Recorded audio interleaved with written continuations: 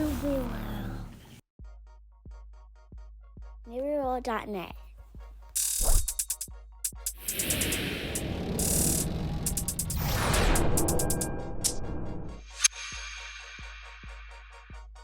Any of the thoughts and opinions shared on this podcast belong solely to the members of the cast. This is not a reflection of the school districts and companies who employ us. These are just our thoughts and views and aren't intended for anything further than the entertainment and information for our viewers and listeners. Welcome back to the fourth episode of the N.U.B.Y World Academy podcast. Once again, I am your host, Jason Love, aka Mr. Love, the curator of culture, and I'm joined by my favorite co-host. First off, I have Dennis Griffin, the man with the plan, who's also here to make you think. And also, I have Dr. Jeanette Russell, straight from the Literacy Block, MKE. How y'all doing today? Pretty good. Can't complain. Just glad to be back for our fourth week. Man, I'm loving it. Also, everybody out there, thank you for the feedback. We like the support that y'all are showing. Continue to like and share the videos and subscribe to the YouTube channel. How was y'all weekend? Pretty good. It was a weekend full of trick-or-treating and getting dressed up and just being with the kids and the family. On my end, it was pretty exciting. My youngest daughter turned 17. Happy birthday, Alana. Happy birthday. Appreciate you. Happy birthday. So, spent some money on her and she got to do her thing. These kids are different than when we were kids. What we liked at 17, they own something different. But you know what? She had a great time, so I can't complain. Her sister was in town for the weekend as well. So it was a big family gathering. We had a good time. Dude, that's what's up. And then my daughter Yanae's birthday was on Friday. She turned the big 10. She double digits now. Happy birthday. Yeah. Now the thing is, she was sick, so we didn't even get to do nothing for her birthday. She just been down, but hit up that good old urgent care. We getting her right. In terms of my weekend, it was a special weekend, and we celebrated our 25th high school reunion. So yeah, I'm old. I've been out of there for about 25 years. Had a good time, saw a lot of old faces, and went there with some of my buddies that I'm still tight with now, some of the original N.U.B.Y members. But I was shocked because a lot of people there had saw the podcast. So they was giving little feedback and saying, I think they think I'm doing way better than I am though from the podcast. So that's good. If the podcast got them thinking like that, but that's kind of what you want when you come into the reunion. You want people to feel like yeah, yeah, I am. But no, shout out Rufus King, class of 99, man. But yeah, that was real cool to get up with everybody. Now, so we talked about our weekend, and now for today's topic, Dennis posed a great question. He said that we have all heard of Build-A-Bear, but how about build a teacher? And what qualities will we look for in teachers? So that's like a great question. And for those that's out there, I think everybody's heard of Build-A-Bear. You go in, you pick out what kind of bear you want, all the way down to the color and the material. You even stuff the bear, you get to dress the bear, buy even some extra outfits. It's a whole process. The kids love it. So that's kind of what we gonna do today. We're gonna break down some teacher qualities and build a teacher right here. It's kind of like Dr. Frankenstein's monster. We gonna make it happen. Now, I'll kick things off with some of the qualities that I look for. And my list to kind of be short because I know my colleagues gonna have we're gonna have some similar things. But I look for, and I won't say it's my big three, this is my main three though. I'm looking for reverence, relativity, and just somebody who cares. And the reason I say reverence and I lead off with that is back when I first started teaching at Young Leaders Academy, I had this conversation. It might have been like in my first week of teaching, and somebody wrote on a piece of paper this like pie chart, and it was like just one slice was cut out of the pie, and it was like 70% of teaching is reverence, and the 30% is everything else, like the know-how, the content, knowledge, all of this and that. And it was crazy because at the time, and this is just me being transparent, I didn't know what reverence meant. So I asked, I was like, man, what do you mean by reverence? And he was like, so kind of like how you are revered in the sense. So think of the word reverend, like in church, certain things you're not going to do around the reverend. He was like, your kids should look at you kind of like that. Like they shouldn't want to act a certain way around you, and they should look to impress you. They should look up to you and kind of honor you in a sense. And if you have that sense of reverence in the classroom, He was like, they just all gonna be sponges to everything that you sharing with them. So if you get that down pat, the rest is just gonna be a walk in the park. So I lead off with reverence. Then with the relativity, I'm big on you got to reach the kids before you teach the kids, and I think the kids learn best from somebody that connects to them and relate to them. It's kind of like if you look at us right now, like my authentic self is comfortable. That's just me, and I know Dennis. I work with Dennis. This is him that you seeing, but kids will see me and think like, man, he dressed like my big brother. Man, he dressed like my daddy, or man, he kind of like my uncle. And I think for me, that's been kind of like a cheat code for me. You don't have to have it like that by any means. But for me, I kind of use that, to my advantage, being able to relate to kids and relate to families and things like that. It's also made me privy to a whole bunch of information I'm not supposed to know from certain families, but certain families just treat me like I'm they relative, they cousin, and they just share so much with you. Last but not least, I had care. You gotta care. You gotta care about the kids, like we mentioned a couple episodes back. You gotta put the kids first and make sure every decision is based on the well-being and the success of those kids. So to have that, you gotta care. But that's enough for me. I don't want to ramble. I'll hand over the baton to Doc. Doc, what's some of the qualities you look for building a teacher? So, Mr. Love, I had to actually write down my list. So I'm just going to read my list first, and then I want Okay. you all to think and say, okay, what is she missing? Or is she missing anything? Or why she didn't say this? So I'm going to Okay. read my list, and I want you all to find out or discover what I'm missing. So number 1, and they're not in any particular order: passionate, communication skills, empathetic, patient, flexible, be able to adapt, cultural awareness, continuous learner, and dedicated. So that's a list of 9 things. And we supposed to find out if you miss something? Not missing anything, but maybe you're saying, okay, how come Doc didn't say this? I think the obvious one, Doc, for me is that in your list, and even with you, Jason, it wasn't anything that was like instructional in there right away. Mhm. And a lot of times people would think right away, like, while I'm teaching, I got to be a good instructor. I got to be a good orator. And it's like, no, like, I want the quote unquote soft skills. I want to know, can Right. you really be in the classroom? Are you going to grind with me? Let me put it that way. I want the grinder. And that's something that I can Grinding. really teach. uh, but like in all seriousness, though, like you're right. Even when I think about like your list, Doc, and I'm gonna let you go back and explain a few more of yours. But that was the one thing that out of both of you, it was teaching became second or third. Yeah. It was the personality, the presence of the person. And Jason, you spoke to that. Guess what? I need you to reach the kids before you try to teach the kids. Yep. You have to show up as a whole person first before you can even put yourself in the place of that educator. So with that being said, with the instructional practice piece, and Dennis, you're absolutely right. I feel that you can instill some of that content knowledge or support a teacher if they're missing in an area when it comes to content knowledge. You can support a teacher and build that in there. But I think you first need some of the qualities on my list first before you can support and build. I agree with that, Doc. There's certain things that like I can't teach you. Right. One of the things like on my list is you got to have heart. I Yep. can't teach you to have heart when you walk into that classroom on that first day.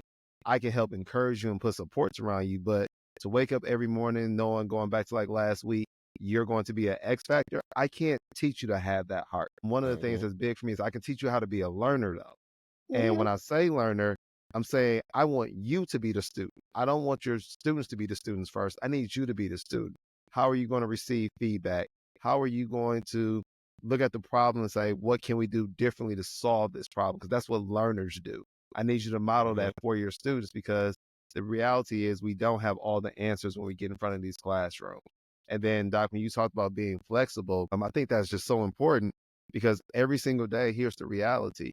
You don't know what's coming your way as a teacher. Now, for everyone out there, I am going to put this disclaimer out there for everyone. And I think my partners are going to be okay with me speaking on their behalf of this. We're not saying the instructional side is not important. It is absolutely important. But what we're saying is I can teach you how to give information and content to students. What I cannot teach you is to have the mindset of you are going to be here for students every single day, even when it's going to get tough. Because like I need a teacher that's going to go the extra mile for me. Because if you're going the extra mile for students, I know I can support you in any possible way. I like that. That was well said. So now, if we are looking at, let's take it a step farther in a sense. So, what are we looking for from some various perspectives in a sense? So, if we're looking at teachers, so Doc, you work with teachers at a collegiate level with in a teacher program. What are you looking at with those aspiring teachers, and what qualities are you looking for in them, or trying to instill in them as they get ready to go into the field of teaching? That's a great question. When you're looking at teachers in the field or novice teachers, pre-service teachers, teachers who are in a teacher prep program, some of the things that I'm looking for is definitely a few of the qualities that I listed a little bit earlier. When I said continuous learner, I mean, they're in the teacher prep program so they can grab values from being a continuous learner. They're constantly learning new practices, constantly learning classroom management skills, learning how to write IEPs and so forth, and doing observations and anecdotal notes. So they're continuously learning throughout their entire program. So for some of those students that may want to give up in that teacher prep program, those are some of the teachers we're talking to and say, hey, maybe this profession may not be for you if you're struggling during that student teaching phase. And so then when they make it through a program like yours, then they run it into a person like me. So especially in my current role, like I spend a lot of time and effort doing recruiting and checking different talent. And I see Dennis is nodding his head. I'm kind of like, I won't say I'm HR in our building, but I'm kind of like that in our building when it comes to talent recruitment and trying to pick out the pieces. And what I'm looking for when you make it in for those interviews is, to me, a great interview will feel like a conversation in a sense. And it's funny because in some of the first interviews that I conducted, people on the panel was like, Love, you should have a show. You should do a podcast. And lo and behold, here we are. We're doing that. And it started from doing virtual interviews after the pandemic. But specifically with those qualities and characteristics I'm looking for during that interview, first off, I'm trying to get a gauge of your personality and seeing what kind of person you are. Next, I'm looking at chemistry because I gotta know that you're a good fit, not only to the building, but to the whatever grade level I'm looking for, whatever grade level has that vacancy or department. So I gotta know the team that you're joining and how you'll mesh, with them. Uh, and then kind of to piggyback off of you two is that willingness to learn. And now that varies because with a brand new teacher, I think they come in super willing to learn because they don't have a ton of experiences to kind of lean on. Now, when you recruiting a veteran teacher, this stands out because you don't want all the time, you don't want that vet to come in that has his or her mind made up on how they do things and they stick into a certain way because every building is different. What may have worked for you in a different building or a different district may not be the way that we do things here in this building. So you always want to look at that willingness to learn. And then to kind of relate back to the last episode, I do want to see a little bit of ego. I don't want you to be in an interview and be super timid and it's like I'm begging you almost for responses and trying to pull things out of you. I want a person that's kind of got that little, that flair to them, like, oh, okay, this person thinks that they're a good educator. Cause like I said before, you gotta kind of have that mentality and know that you're good and believe in yourself. So I'm looking for that a little bit. Now Dennis, from a So, leadership, oh, yep. Mhm. Before we go to Dennis, Mr. Love, I always tell my student teachers, not only are you being interviewed, but you're actually interviewing the school as well to see if Mhm. that school is the best fit for you to work at.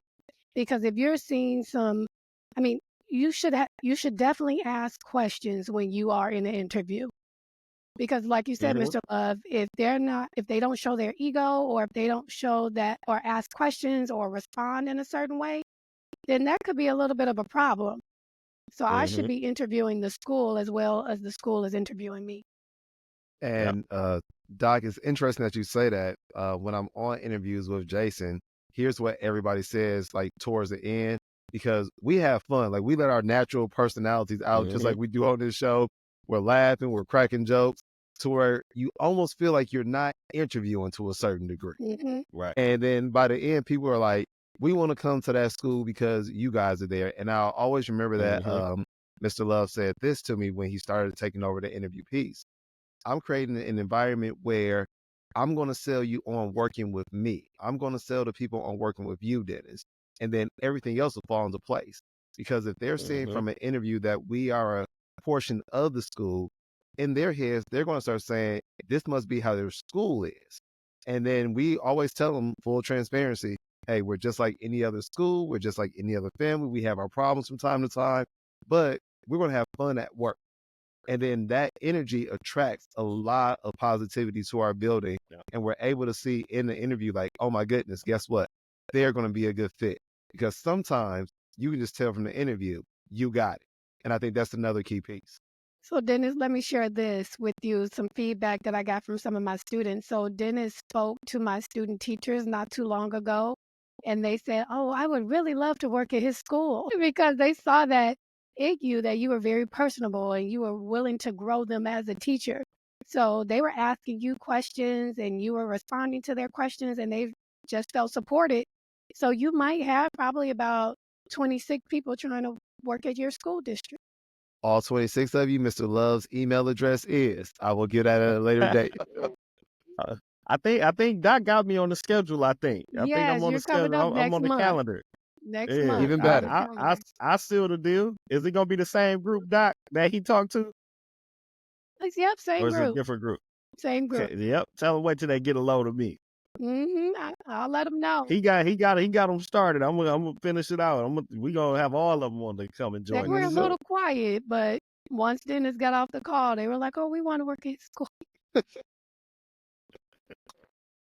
It's the So nerves, now, the nerves factor. so Dennis, from a leadership standpoint, what are some of the things you're looking for in teachers in the building? Some of the qualities. First and foremost, high character. I can't understate that enough. And with high character comes this high level of trust that we have to be able to have, because I have to trust you not only in your space, in your classroom with your kids, but with any kid. I have to trust you with your teammates. In addition to that, when I'm thinking about it, and yes, I'm also big on ego. I want to see that part, but there's a couple other pieces that I'm also looking for. Number one, are you humble? Are you humble enough where anybody that speaks to you, you will listen to them and give them the respect that they deserve, and not feel like your position of authority or your years of service supersedes anything else? To go along with that, Mr. Love, I think one of the key pieces is, are you results oriented? It's easy to sit back and create a problem and talk about a problem and just keep talking about a problem, but are you going to solve the problem at the end of the day? And then with that, how collaborative are you? Nothing great is done in isolation, so therefore let's not act like we can be great on our own within the school context. So those are the pieces that, when I see those things evident in teachers, I'm trying to pull them and say, hey, here's an opportunity for you, just to see what they do with it. And then once I give them the flexibility of knowing, this isn't my project, this is yours. However, I'm going to support your decisions. I might have some questions, so I always have a question, to be honest with you, but this is your project. You do it the way you see fit, because I don't want you to tailor it to Dennis Griffin. I wanted to tailor it to the best version of you. Yep. Now, Doc, from a kind of instructional coach or instructional standpoint, in the building, what qualities are you looking for when you look at teachers? You're talking about instructional wise and not looking at instructional standpoint, definitely being able to use an instructional practice that is evidence-based. And when I say evidence-based, I mean, if you are delivering a lesson, how do you know your kids are learning? This instructional practice has to benefit the students, where you actually know that they follow through and learn this actual objective that we're working on. So being able Okay. to come up with some type of an assessment or some way to solving a problem, somewhat very similar to what Dennis was sharing as well. Being able to solve a problem if there is an issue. All right. And Doc, I'm gonna then, ask you this oh, follow-up question if you don't mind. Don't When we talk mind. great. about solving problems, does asking for help equate into solving problems? Because a lot of time people are afraid to ask questions. So I want your thoughts on that. And Mr. Love, please feel free to chime in on that too. If we're if I'm asking for help, does that put me in the realm of helping to solve a problem? I don't see nothing wrong with asking for help. I don't see anything wrong at all with asking for help. Because remember, we had in episode 3, we were talking about new teacher or being a new teacher. And Dennis, you share with us that you didn't know that your students were going to have to take the 7th grade state assessment. Okay. Hmm. You thought that they were going to take the assessment based on what was presented in their IEP. Decided to ask that question and ask, I'm sure you received some type of support and help after that, after you asked that question. So I don't see anything wrong with asking for help. And I would say I agree because even in the example I gave in episode 3, when I said I had to go to Dot to ask about RTI and RTI groups because it just wasn't happening. But I knew I needed to ask a question and ask her to kind of support me in that if I wanted to make sure that was being implemented in my classroom. So definitely, I think you got to reach out to those around you and lean on those resources. And Okay. Dennis, that goes back to being humble, being able to say, okay, I do need some support in this area. I mean, at times you're going to have to put your ego to the side just for a little bit and say, okay, I do need some help in this area. With that, then I know like I address humble, but I'm going to specifically put in asking for help as a key characteristic that I would include in building a teacher. Because we don't have that, we don't know what you know, we don't know how to assist you in your growth and your development. So I want to add that to my list as well. Oh, okay. And now from a social emotional kind of lens or SEL lens, some of the things that I'm looking for is somebody that's willing to establish that positive classroom culture. Also, somebody that's patient with the kids, and also somebody with a very short memory. You got to understand when you're working with students, you got to let today be today. Forget about yesterday when you walk in the door. You almost got to forget about some of the things going on at home in your personal life when you walk through the door. So when I'm saying having that short memory, is letting things go that are in the past or outside of your control and focusing on the now and on the future with your students. Uh, Dennis, you just mentioned development. So what does teacher development look like for you too? We can start with Dot. I want to hear what Dennis has to say about teacher development. Well, that's a Okay. tough one because to a certain degree, the reason why I say it's tough is on a lot of occasions we generalize it, but sometimes it's individual specific. So there's two realms that you have to operate in. What's going to be for the greater good so that we all have the same information so we can all make similar decisions in our classrooms. And I'm saying that, and I'm going to be going back to the past. There's this thing of like using common language in the school. I'm going to tell both of you, when I first started off teaching, I did not use the same common language as the entire school did. And hindsight being 2020, if some of those individuals are watching, I apologize to you. I was wrong. But here's what I noticed. The language that everybody else was using was not getting results. The way that I was building relationships with my kids was getting results. Why should I change? The reality is what I should have done, I should have collaborated and said, hey, here's me sharing my knowledge of what's working for me and it's working with this group of students. How can we also build that into the culture of what we're trying to accomplish? Because we want everybody to build strong relationships. And technically, you didn't hear the word relationship in our Build a Teacher, but if you really listen to everything that we're saying, it is centered around building relationships. I just like Jason's word a lot more in regards to reverence around that. But then it's like, in order for me to help develop you, I have to also not only listen to you, I also have to go and see exactly what you are doing and what you are experiencing to give accurate real-time feedback. And from that data analysis, I can then scope what our entire building is seeing and saying, is there a trend where I need the whole building to learn this versus we have 5 teachers that are struggling in this area. How do we help those teachers out? I'm going to go back to setting up our teachers for success and going back to when you are interviewing a teacher, the teacher should always interview the school as well to make sure the teacher is the best fit for that school or the school is the best fit for the teacher. So I feel like it goes both ways. And teacher development happens in different stages and phases. I may be a teacher who needs to be supported in one area, but my neighbor across the hall may need support in a different area. So I'm looking for that leader to find out what my need is in a sense. And maybe I could verbalize it, and sometimes I can't verbalize it as a teacher. But if you are the leader in the building and you see what's going on in my classroom, what type of support do you think I need? Or what type of teacher development do you think I need? What am I doing that you feel is a void or something is missing? And you may want to want me to collaborate with the teacher across the hall. That could be a part of the teacher development, but always setting up teachers for success. We don't want to see teachers fail. And we don't. And Doc, I'm going to say something, and it's just a real moment, to be quite honest with you. Sometimes in education, we find ourselves, we know that there's a teacher shortage. And sometimes we hire a body because we need a body. However, if we're hiring a body to need a body, it is our responsibility as the hiring party, as the mentors in the school, to build those supports and be realistic about what the situation was.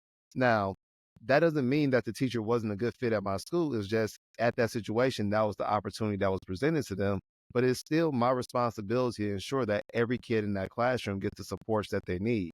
So But then when it's what I'm going to interrupt you for a minute because okay, when you say a school needs a body, sometimes the body in place can do more harm than good.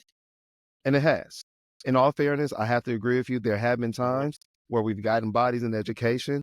And in a later episode, we're going to talk about quote unquote the politics and sometimes what is deemed like the attack on education, where we're able to take one or two experiences and then try to generalize everybody under that umbrella. So you're 100% right. But that's also the reality of teaching that we don't talk about It is. enough. If we don't have people going into the profession, and we are getting to the stage where people are starting to retire from the profession that have had the years of experience, how do we replace them? Who's going to be the teachers that are going to be the teachers leading into the future that's going to be guiding and educating kids? And that's why I say, like, and Jason, you do a phenomenal job of this. Whenever we hire anybody, there's the pros and these are the areas that we want to strengthen and make sure they got supports around right away. And sometimes that has nothing to even do with the teacher.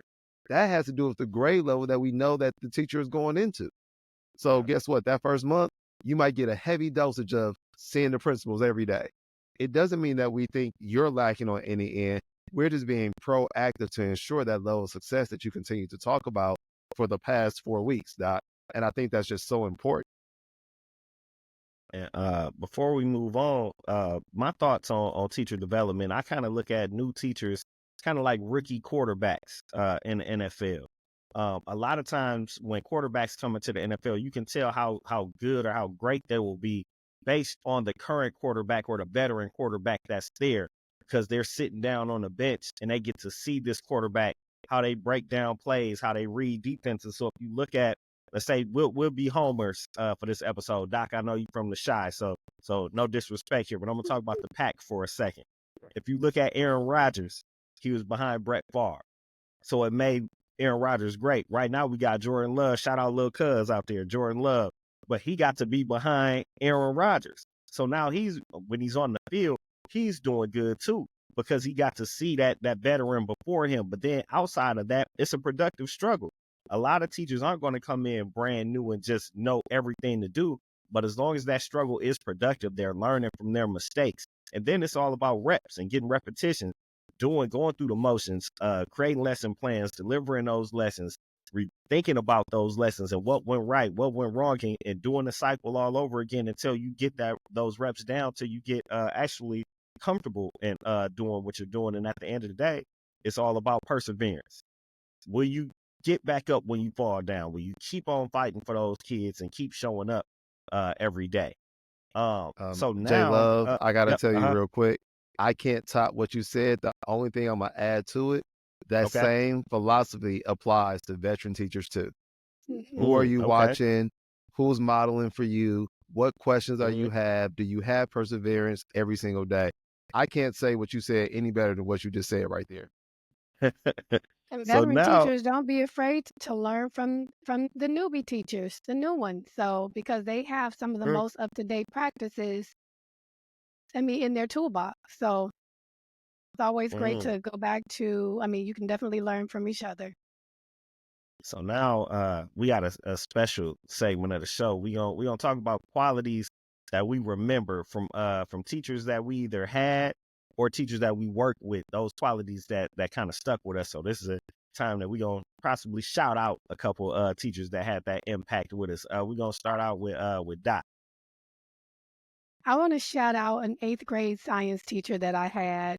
He really had us engaged in the lesson. And I didn't put engagement down on my list, but there's always certain teachers that are always able to engage the class. So every semester or every quarter, and from what I can remember, he would have this like aquarium, not an aquarium, but he had this area where he kept mealworms. And so he said, if you wanted to raise your grade, you had to eat mealworms. So, and I mean, they were completely edible. You could eat the mealworms, great protein. And I've never done it. But anyway, it Oh, was just certain kids that would bring in like sandwiches and they would put the mealworms in the middle of the sandwich and they would eat mealworms so they can get more science points. for But he real? was always engaging. He had a boa constrictor in the classroom. He would feed the boa constrictor, and the co-class would be able to watch the boa constrictor eat. So it was just different cool things like that that just made learning fun. He was very engaging. Y'all So didn't know shout y'all was out to being Mr. Baumgart. Bob guards out there hazing y'all out there making y'all eat them worms. Yeah. He took that book, Oh, How Do You Fry yeah. Worms, serious. He Right, sure did. right. Out there eating worms for them grades. But And for I me, actually had his wife in 4th grade, Mrs. Baumgart. So I had oh, a okay. class. I had 4th grade with his wife, and then 8th grade when I got to science, I actually got her husband. So it was a pretty good duo. So for me, all of mine are going to be as a professional. So teachers that I worked with. And I got three. I got a big three, and one is fairly new to this three. But I'm gonna start off with Paul Murray. He worked at Hawthorne Elementary, Milwaukee Public Schools. So I started out as a paraprofessional or teacher's assistant with MPS. And one of the classrooms that I would work in is Paul Murray, Mr. Murray's 4th grade class. And the reason that I respected Mr. Murray, and the thing is, Mr. Murray is this like he was at the time he was like young white dude like we looked like we wouldn't even hang out together, but he was super cool the way that he connected with the kids, the way he related with the kids. And the other thing, and he was always prepared and always engaging the students. But I never saw him as like one of those teachers lugging a big bag in and out of the school. It was like when he got off of work, he was just off of work. And like he didn't carry no extra nothing with him, but he was always ready. And I took that with me. Like, oh yeah. And also he was one of the first teachers that told me at that time, like, hey, you good with these kids, you should look into teaching. So I'm gonna start out with Mr. Murray. Then next is actually a person that's on this panel, on this podcast, is Dr. Russell. Uh Dr. Russell and I worked together first at Young Leaders Academy, and she was the ultimate professional. Like you didn't really catch Dr. Russell like out of character, like hardly ever. Like was super mature, always kind of like just seemed like had everything together. Like Doc looked like he just wasn't no flaws in her life, nothing. She just had Really falling everything together, apart. and you couldn't tell. And that was just me meeting her just from a distance at first. But then when we worked together, I found she was like the ultimate team player, like willing to help out, willing to have me pop over and see what she got going on in her room. She'd come and check with mine to the point that we both knew each other's kids in a sense and co-taught and did a lot of things together. So I kind of learned how to work as a grade level team, working with Doc. Now the newest person I'm gonna add to this big three is Miss Frank at my current building at Browndale Elementary. She's like the definition of bouncing back from adversity.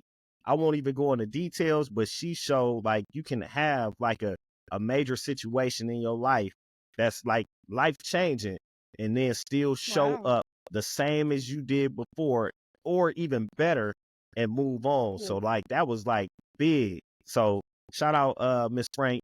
She might be watching this. So shout out to you, Miss Frank. Uh Griffin, it's your go. Man, I'm gonna be honest. I really like this part that we just added here. I think it's something we should look into in the future because, like, just hearing your stories, I'm sure the listeners at home are sitting back and they're starting to remember a teacher that influenced them in some way, in a positive way. And I think we need more of that in education. Excuse me. I'm gonna go with so many to go with. Like I had a lot of great teachers that inspired me. So you'll get some shout outs out down the road. But I think I'm gonna start with the ones that instilled this high level of excellence that essentially transferred from my parents to them at school, where this was the bar and I had to meet the bar. So no matter where I go, it was this expectation of you have to be the best. I'm gonna go to high school first. There's a trio of teachers I can think of right away. I'm going to go with Mrs. Benson. I'm going to go with I'm going to go with Mrs. Briggs for this episode today. And they were three powerful women that you had to have the utmost respect for. Very similar to last week when I was listening to you guys, and I think it was last week. And Mr. Love, you were 2 weeks ago actually. You were talking about your class, and I'm like, I could tell I would want to be in your class because of the energy that you gave off.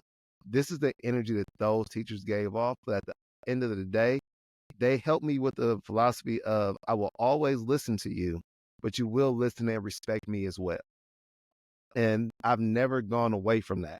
So shout out to all of them. Miss White came to basketball games. Miss Benson came to games. Mrs. Briggs is the person that told me that if I want to be good at college, I have to study. And what she meant by studying was your friends can go out and party, but you might need to study before the professor introduced the information, while the professor introduced the information, and then after the professor introduced the information. The reality is I didn't want to study like that all the time. I'm like, I'm smart. But then I realized I wasn't as smart as I thought I was. But when I applied her simple tactic and philosophy, it worked. And they all gave me knowledge of self and what I could become. So they greatly influenced me as an educator. Okay. So now, my favorite part of the show. We heading right to the literacy block with Doc. Doc, what you got for us today?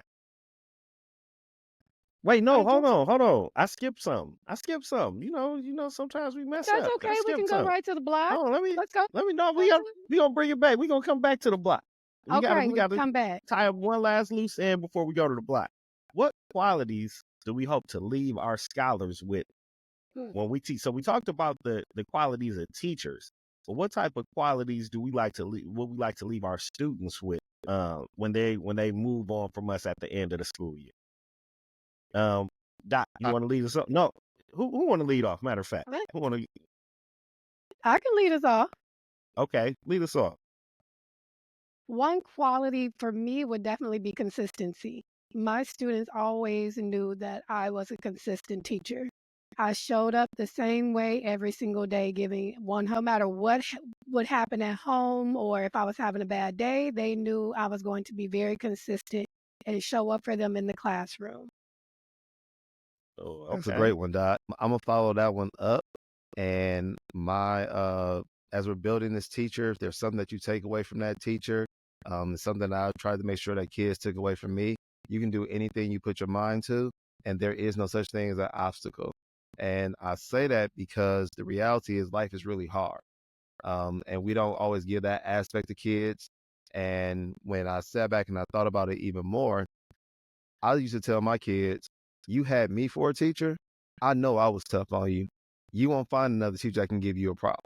Life can give you a problem because I gave you the tools to navigate any situation that you found yourself in. And more importantly, as long as you're doing the right things, you can always come back and reach out to Mr. Griffin and I'll be there to support you. And last but not least for me is character. Just being a good person. Like that's the thing that I want you to leave with this. No matter how smart you become, successful you become, who are you when nobody else is around looking at you? What type of choices are you making? Your values, your morals, your things like that. Like, are you just a good person, a good natured person? And those are the things that I try to instill on all my students, no matter what age level or grade level it was when I had them. Is I just wanted to make you a good person, so when you go out into the world, you can, do right by others and be an example for others. So now, with that said, now we headed right back to the block with Doc for the literacy block. All right, Doc, what's going on today? So this one is for parents, and we are talking about all of the qualities of a good teacher.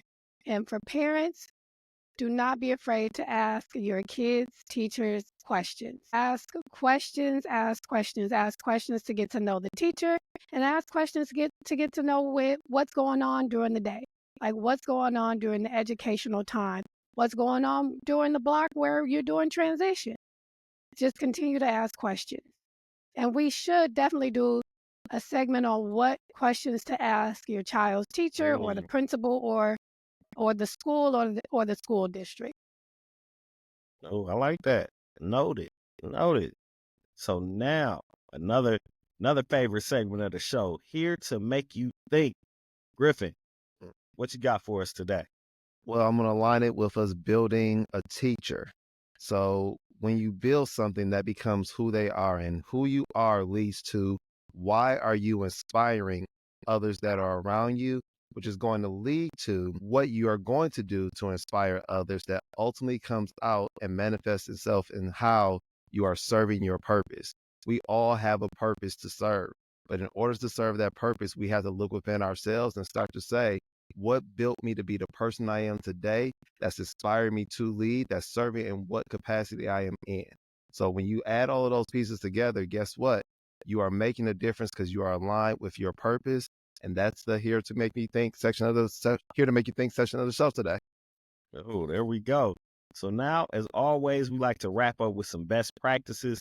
Today, we're going to wrap up with some best practices for our parents. So kind of piggyback from the block with Doc. And all of us on here are parents. So what do we look for in our kids' teachers? For me, one of the big things is communication. I'm looking for teachers that have that open line of communication, whether it's class dojo, whether it's email, whether it's text messages, whether it's a phone call. But just as a parent, I want to know that I'm able to reach out and contact you to find out what's going on with my child. Now, true, we talked about work-life balance, so it has to be a cutoff. I'm not saying just be open to communicate 24/7, but at least establish some set times or days or hours in a method that as a parent, I can reach out and make that contact. For me, it's being authentic. A teacher really has to be authentic and actually know my child. When you're thinking about teacher report, when you're thinking about report cards, making sure that the message or the comment section isn't just copy and pasted on everybody's report card. Actually, I know report cards take a while to complete, but at least give like one authentic sentence about my child, as if you know my child and as if you care for my child, because they're with you for majority of their day. So being authentic, I think, is a quality that I look for in my kids' teachers. I'm going to go back to the establishing that bar of excellence that allows my child to dream and overcome any obstacle that will get in their path. For me, when I'm looking at it even further, you sit back and don't set the expectation of excellence for my child. Be a part of what I've established at home to set that expectation in school, because I have dreams and aspirations for my child, just like my child has dreams and aspirations, and we should be aligned to helping my child or anybody's child reach those aspirations, instead of saying, well, this is where we're going to cap you at. There we go, man. And like that, we've come to a close for episode 4.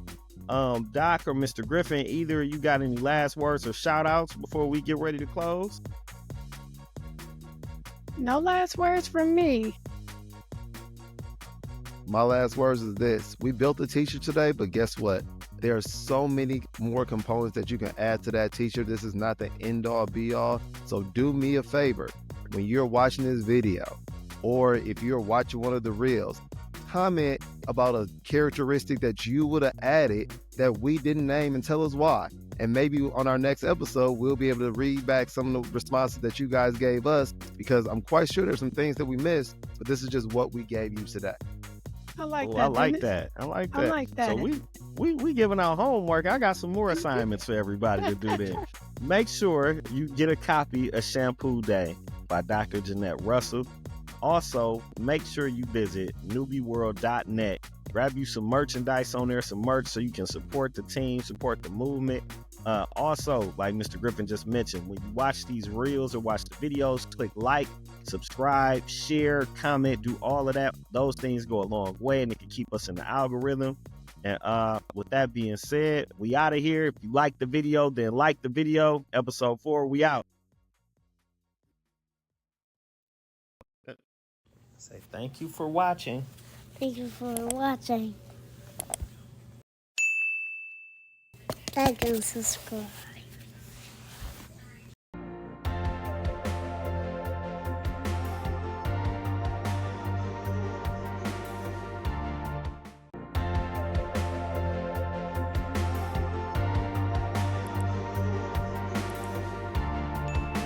N.U.B.Y. Movie forever.